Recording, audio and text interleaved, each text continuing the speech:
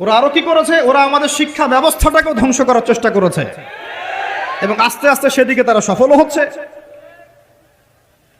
এরপরে আমাদের হুঁশ ফিরছে না। আর যখন মুসলমানরা ঈমান কালিমা এসব চেতনা নিয়ে দাঁড়ানোর চেষ্টা করেছে, যারাই দাঁড়ানোর চেষ্টা করেছে ওই প্রত্যেকটা রাষ্ট্রকে তারা আক্রমণ করেছে। বিশ্বের বুকে তাকিয়ে দেখেন, একটা একটা করে নাম মেনশন করা যাবে।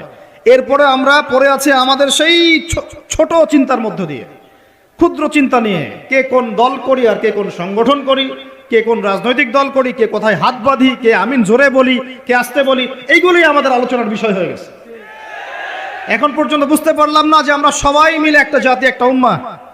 আমাদেরকে আল্লাহ দায়িত্ব দিয়েছেন আল্লাহর জমিনে খেলাফতের দায়িত্ব। আল্লাহ পাক আদম আলাইহিস সালামকে এই জমিনে খলিফা করে পাঠিয়েছেন।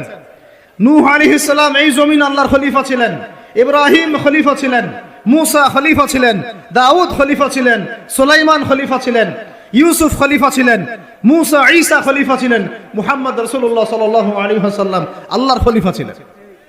এরপরে আবু বকর সিদ্দিক, ওমর, ওসমান, আলী তারা আল্লাহর খেলাফতের দায়িত্ব পালন করেছেন।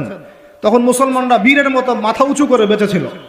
একজন মুসলমানের গায়ে হাত তুলবে আর একটা মুসলমান মেয়ের ইজ্জত নষ্ট করবে, এই দুঃসাহস দেখানোর সাহস পুরো বিশ্বের কোথাও ছিল না।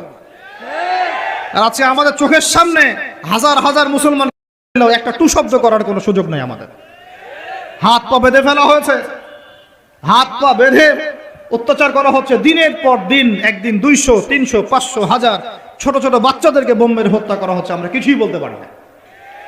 যারা এগুলোর পক্ষে কথা বলে তাদেরকে সমাজে বিতর্কিত করা হচ্ছে এবং দাড়িটুপিওয়ালা কিছু মানুষ, তথাকথিত দাড়িটুপিওয়ালা কিছু মানুষ এই মানুষগুলোকে বিতর্কিত করার দায়িত্ব নিয়ে নিয়েছে।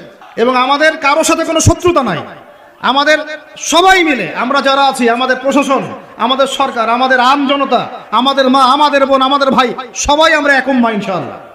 আমরা সবাই মুসলমান, এটাই আমাদের পরিচয়। বাস এর ভিতরে কিছু মুনাফিক ঢুকে গেছে, ওদেরকে আপনারা সাইজ করবেন ইনশাআল্লাহ। আগে ইলম অর্জন করেন, বিশ্বের প্রেক্ষাপট বোঝার চেষ্টা করেন। আল্লাহ রাব্বুল আলামিন আমাদেরকে মহান দায়িত্ব দিয়ে পাঠিয়েছেন। এই দুনিয়াতে আমরা এই দাসত্বের শৃঙ্খলে আবদ্ধ হতে আসি নাই, আমরা মাথা উঁচু করে শাসন করতে এসেছি। আমরা আমাদের জান মাল সময় শ্রম যা আছে কিছু যদি না করতে পারি, অন্তত আমাদের সমর্থন দিয়ে আমরা মাজলুম ভাইদের পাশে থাকবো ইনশাআল্লাহ।